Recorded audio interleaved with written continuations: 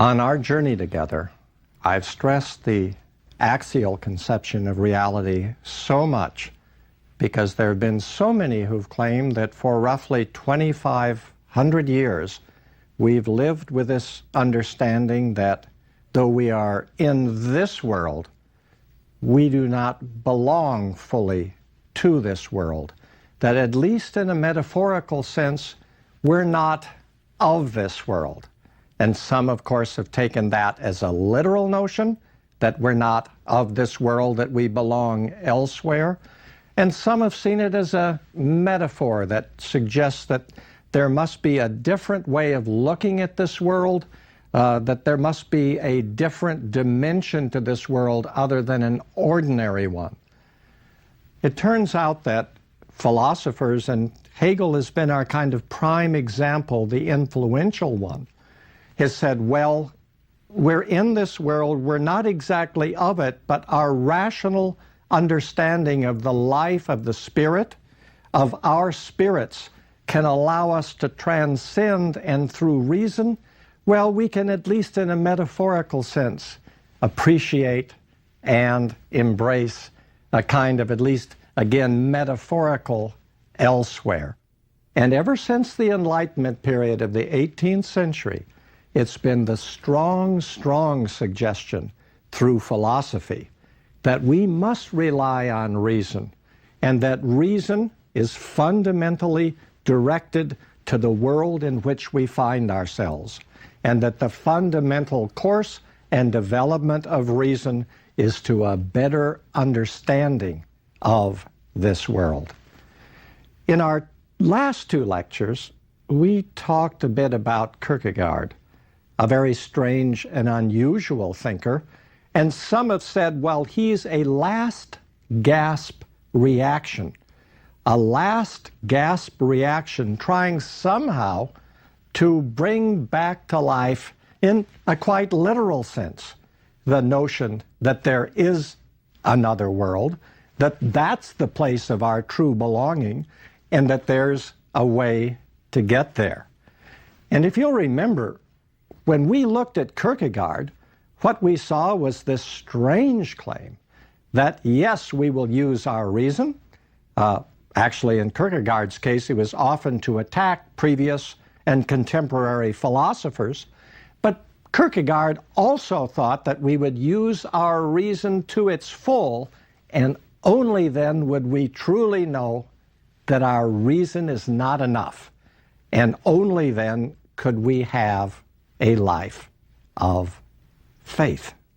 And that life of faith, to the degree that it attached us to God, and for Kierkegaard it needed to be, and it was in reality, the Christian God, then and only then could the meaning of life be found. We'll turn now to a philosopher who for some is terribly disenchanting and gives us a quite different view of what it would mean to become a full person. That philosopher is Friedrich Nietzsche, who lived from 1844 until 1900. I will come back to this, but I want you to know and think about it as we go ahead, that in 1889, in fact, on January 3rd, Nietzsche falls hopelessly insane. He lives on about another 11 years before he dies. But it's at the point, and shortly after the point, that he collapses into insanity, that this lonely man, Friedrich Nietzsche, has writings that were published often out of family money and seldom, if ever, read, begins to be viewed as important and even as famous. And this leads us to what is a bombshell, or so it was thought by many people. In two different places in his writings, Nietzsche makes a dramatic pronouncement. The pronouncement is that God is dead. A strange remark. God is dead. What this involved for Nietzsche was the claim that this axial outlook, which we began our time together talking about and have said a little more of just a few minutes ago, this axial outlook that has dominated Western thought is no longer effective. That is, it's not credible. We can't live seriously with the hope that though we are in, we're not altogether of the world and that we belong elsewhere. It's a shock tactic in part for Nietzsche. Saying God is dead is saying the axial mode of viewing things is not credible. It's not viable. For Nietzsche, what this involves is the kind of end of what are thought of as foundationalist illusions. In particular, the illusion that there is an unchanging reality beyond us, or that we have an underlying subjective nature that is substantial and fixed, some underlying true self of the sort, for example, that Kierkegaard struggled for us to achieve. Nietzsche claims that this changing world in which we find ourselves actually has been depreciated by the Western philosophical tradition. It's been depreciated in the name of some other realm, a kind of Platonic realm of forms, eternal and unchanging forms that supposedly our reason could reach. And a bit with a sneer, Nietzsche says Christianity, and do remember, Kierkegaard extols a very inward Christianity. Nietzsche says that Christianity is Platonism for the people. It's the view that there is another world watered down and made palatable and easily understood for ordinary people. And because Nietzsche himself raised as Kierkegaard was, as Hegel was within the Christian tradition, because Nietzsche took seriously what he found in religious writings, for instance, the claim that the meek shall inherit the earth and that one should be gentle and kind, Nietzsche's claim was that what Christianity involved was the denial of our instinctually based energies. These, Nietzsche thought Christianity was telling us, are our lesser, baser natures. We have to get beyond them. Now, Nietzsche was influenced in his youth by reading Plato and also by reading Schopenhauer. And what Nietzsche wanted to do as his own thinking emerged was to recast Plato's eros, that force, Plato said, deep within us, that is that part of us that seeks always to be and never not to be.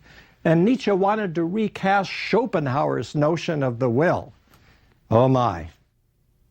The notion it's that gnawing, craving, impulsive energy that hounds us and that makes life not quite worth living.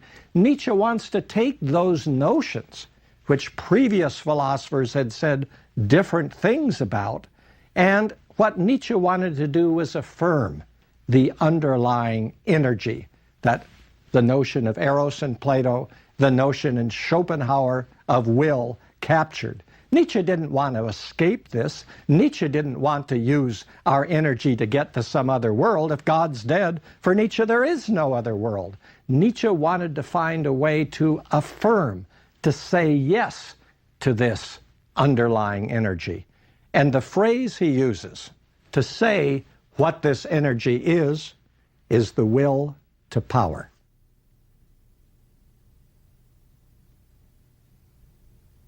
Nietzsche attacks the notion of a substantial ego as if we had a personhood underneath us. He finds that in people like Descartes and other famous philosophers. But he says what we really are is energy, not substance, not a substantial ego, some kind of core, quasi-billiard ball thinker. No, what we are at our foundation is an energy that axial thinking, Plato, and Christianity is always tried to depreciate. Now, the announcement of the death of God is also a way of calling attention to a lack of robustness and passion, a decadence in human affairs, and a corresponding dwindling in number and intensity of opportunities for significant and enhancing experiences in human life. If I can say this in the most kind of striking way, if Nietzsche's right, we don't believe enough in God to make religious passion possible, and we believe enough in God to make celebration of this life in this world impossible. And by saying that God is dead, Nietzsche wants to make it possible finally for us to embrace and celebrate life in this world. There's a striking passage in Nietzsche where he has a madman announce the death of God. It happens in a marketplace. And when the madman announces that God is dead, the reaction is casual, bemused, derisive. Some of the people hearing him say this say, "Oh, you mean God's on a vacation? What was the illness that killed him? My." They're apathetic about this. And the madman who announced it says, "I've come too soon." They're not ready to hear it. They take it superficially. Nietzsche believed that the truth of God's death, that there is no world but this one, there's no beyond, takes a long time to sink in. Long time for its impact to be felt. And in fact, Nietzsche said to some people that it would take about 200 years before that full impact would be felt. Let me pause and tell you something about this that I think is an unusual part of Nietzsche. We have a bit of documentation on this.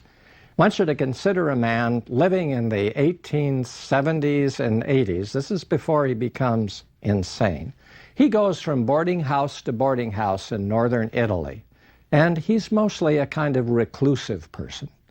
And occasionally he gets into a conversation, and people ask him about what he does, and he casually says that, well, he writes books. They don't know about the books. He admits that they're not selling. But he says, you know, my works are going to be read by people in colleges and universities all over the world in the 20th century. Well, perhaps the people get up and move elsewhere. A guy who's not selling any of his books, that's at a little boarding house in Italy, that says everybody in the world's going to be reading it, sounds as if maybe he's a little strange, a little crazy. But his underlying message is that religion has lost its binding force, and that it leaves us in a position where if we were really counting on religion, which at least we pretend to, well, since it's lost its binding force, we have nothing left to live for or die for. Kierkegaard and Nietzsche agree that religion involves passion. Kierkegaard doesn't think there's enough of it. Nietzsche thinks there's a bit of it which we should get rid of, because that little bit of it kind of turns us away from this world. And if we could get rid of it, we could be focused in this world. Religion, which had been an inspiration and a basis of culture, if it's lost, it may mean, Nietzsche thinks, and Nietzsche thinks this is what's going to occur for all of us, the growth of a great wasteland. Because, you know, if you think about it, what value culture has had previously as a transmitter of values, if that meaning was based on religious notions, well, it's going to deteriorate. It's going to become used up, and only a wasteland might remain. People who could go to cathedrals to worship and to have awe now will go as tourists with cameras and look around and buy postcards. And for Nietzsche, that will have made the whole business a wasteland. And Nietzsche also has a notion that if you no longer have the inspiration of religion, and remember, this is the oddity of it, he doesn't want us any longer to be religious, there is a danger that the alternative to that is that we'll live lives of passive consumption. We'll become, as the current phrase is, couch potatoes. His phrase for this is the last man. That's the phrase he uses. And the last man, the last person, having given up on religion, rightly, but not finding an alternative. Nietzsche will find an alternative for us. will kind of sit and consume. And to do that, to become a passive consumer for Nietzsche, is to hide wastelands within. And Nietzsche thinks that life then will become progressively more hollow, and it will become emptier.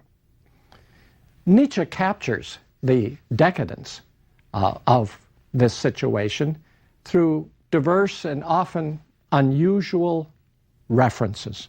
For example, he talks about different notions of the meaning of suffering. And he has the notion of a hammer. And also he has some aphorisms that bewilder and shock. What does he say about the meaning of suffering? Well, he gives two alternatives. In one, he says, suffering as you go through it can purify you. It can, in a way, spiritually educate you. Suffering can be a great teacher, and it might transform you and thereby elevate you and bring you better in touch with yourself and, in a way, orient you toward a better, more fulfilling realm. Nietzsche says, oh no, that's not the view we should take of suffering, but that has been, on his account, the Christian view, the one he attacks. Nietzsche says that the best way to view suffering is as follows, that this life we have in this world, whatever features it has, is so precious that even an infinite amount of suffering would be worth it if that's the price we had to pay to be in this life. So the meaning of suffering is not to look toward another world and to be educated toward it through the sufferings we go through. We should view suffering as something that, yes, we'll say yes to it, because that's part of our life. Life is precious, and we want fully to take our life in every aspect. Nietzsche also has the notion of a hammer. Theologians often, I think, who attack Nietzsche, and it was actually near the middle of the 20th century before Nietzsche was read a great deal in England and America. A German professor who was Jewish did an important work on Nietzsche in the middle of the 20th century, and that sort of opened the door to Nietzsche's study in the United States. And people not looking closely into Nietzsche thought that Nietzsche meant by a hammer a sledgehammer. God is dead meant that here we were crashing down precious, valuable things. But Nietzsche's hammer is a tuning fork. And what he does is he taps to see what's hollow. There are all kinds of things we hear in the political world, in the economic world, in the social world, in the cultural world, that they're hollow remarks. That is to say, they actually don't resonate. And Nietzsche's hammer is a tuning fork. He taps to see if something is hollow. And if it's hollow, he wants us to recognize that, even if at the time, in experiencing the hollowness of something, we have nothing to replace it. Nietzsche also works in terms of isolated and often disconnected insights. I'm going to mention just three of them to you. One I happen to especially like is he says, human maturity is to have captured the playfulness one had as a child at play. Now, I think we often think of maturity as being, well, what shall I say, not pious, but serious, adult. We act in a certain way that we think is appropriate. And Nietzsche says that real maturity is to capture the kind of innocence and ease one had as a child at play, to get back to a kind of innocence in that way. Nietzsche also says, this one's a little alarming, I suppose it gets us back to some of the things Schopenhauer said. Nietzsche said, suicide, the thought of it helps us through many a difficult night. I think we could do a whole exploration of some issue like suicide. Remember that Schopenhauer said, Well, suicide isn't the answer to the impulses of our will, because it's an act of the will. What we got to do is just kind of lose our sense that we want to live, but we're not going to act it out. And Nietzsche says, suicide. Thinking about it helps us through many a difficult time. Let me give you just a third and last aphorism from Nietzsche. He says, there are no moral phenomena. There are just moral interpretations of phenomena. So there's no moral value per se. We just interpret things in certain ways and call them the right way, the moral way, the decent way, the good way. Nietzsche's account of the rise of Platonic philosophy against the backdrop of Greek tragedy provides a provocative picture of we humans and the dynamic interrelations of form and energy. The personal circumstances that surround Nietzsche's first book, which was called The Birth of Tragedy, From the Spirit of Music, provide a kind of insight into the motivation of the book, and also tells us something about the frostiness of its reception. Nietzsche had a meteoric career. He was a graduate student with a famous professor, and the graduate student Nietzsche got recommended by the famous professor to get a very important philosophical position in Basel, Switzerland, a position that probably you would only have deserved by working hard until you were about 40 years old, maybe older, because of the great influence of the professor that was the professor for whom Nietzsche was a prodigy. Nietzsche got this position when he was about 24 years old. He comes to Basel. He writes his first book. It is a strange book about the birth of Greek tragedy, and it's written in a way that extols Schopenhauer, that celebrates Richard Wagner, the German composer I told you about before. Nietzsche's trained in classical philology. The book isn't well documented with footnotes and Greek references. A lot of extolling of Wagner, a lot of stuff about Schopenhauer. The 40-year-olds that thought they deserved the position Nietzsche got because of his inside track, just horrified. And of course, they happily took out their horror by writing very nasty reviews of the book. In the book, what Nietzsche does is offer an account of the core of Greek tragedy that captures, he claims, the core elements of our very human existence. Nietzsche refers to the Greek god Apollo, who represents the formative, clarifying, individuating capacity we possess. Let's not think of ourselves now as something called reason. Let's think of ourselves as beings with a capacity to shape and form things. And Nietzsche says in this book that's so scandalized, though happily among the senior people at Basel, he says in this book that so scandalizes them that if you really want to know what this element is in you that the Greek god Apollo represents, look at your dreams. Your dreams are themselves living examples of the shaping, formative activities of what you call your mind or your soul. Nietzsche doesn't so much believe in minds or souls. He believes we have a formative capacity. And he says the Greek god Apollo actually is a way of coming to see that. But there's another Greek god that Nietzsche talks about. That god is Dionysius. Dionysius isn't a god of shaping and forming.